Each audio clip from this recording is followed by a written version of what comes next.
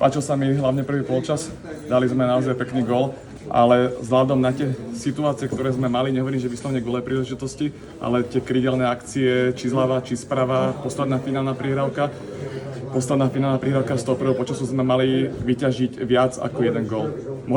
Beriem to, že mohli sme inkasovať, ale mali sme vyťažiť viac. Druhý polčas smolný gól na 1-1 po tečovanej strele, kde sme boli ešte o hráča menej kvôli ošetrovaniu.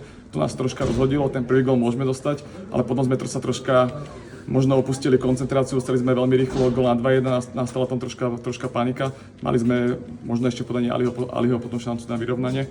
A myslím, že nám zase pomohli hráči z lavičky, ktorí naskočili za to momentu 1-2 celkom dobre. Dali sme po osi týchto hráčov, ktorí naskočili na ihrisko, gól na 2-2. To sme mali isté momentum, kedy sme znova tie poslednú finálnu prihrávku alebo situácie pred pokutovým územím mohli vyriešiť viac. Za stavu 2-2 sme podľa mňa mohli tlačiť na víťazstvo. Ale beriem aj to, že v závere sme mohli aj inkasovať. Čiže tá remíza je spravodlivá, ale nie sme spokojní a doma musíme vyhrávať.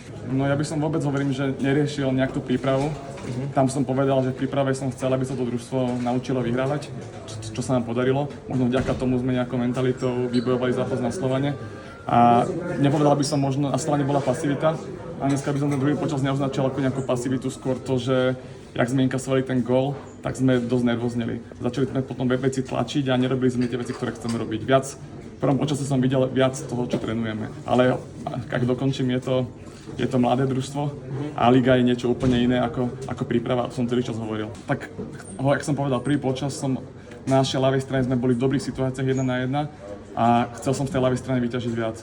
A to som očakával, že od Aliho, ktorý na 30 minút naskočí ako čerstvý hráč, že nám výrazne pomôže preťažiť tú ľavú stranu, čo sa možno nestalo.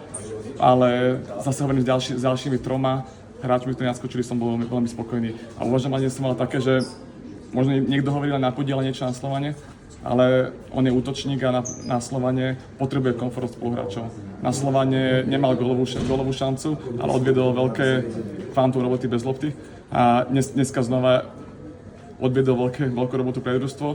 Napadá ma teraz jedna situácia gólová, čo mal a tu premenil. Možno jedna situácia prvý počas možno mohol sa lepšie rozhodnúť, ale myslím, že tam to nemohol brať na seba. S podielom som spokojný. Buhaj je víťazný typ. Na tréningu chce každú hru vyhrať. Na tréningu, keď inkasuje gól, tak vidím, že má s tým problém. A takúto mentalitu potrebujeme u viacerých hráčov, nielen u Buhaja.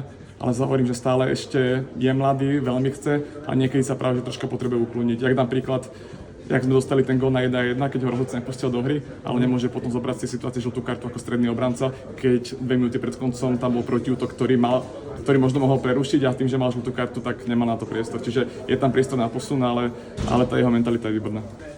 S prvým polčasom a s druhým polčasom, keď naskočili striedajúci hráči, a dali sme ten gól a mali sme tam isté momentum, možno potom gól na 20-10 minút. Čiže môžeme sa baviť o nejakých dobrých 45 minútach. Nemal som to z lavičky. Nepočul som, aj keď sme inkasovali ten gól, tak cítil som, že ľudia sú za nami. A ako som povedal, že verím tomu, že keď tí ľudia uvidia, že tí hráči bojujú, že tí hráči makajú, že dávajú 100%, Pudil išiel v tom zápase do krčov. Odohral to cez seba zaprenie, lebo sme už prišli o strianie, takisto Denis Duga tam mal nejaké zdravotné problémy. Čiže ak ľudia uvidia hráčov, ako je Pudil, tak verím tomu, že nám odpustia to, že nejaký časový úsek znervozneme a nehráme tak dobre kombinačne, ale čo samozrejme do budúcna chceme hrať.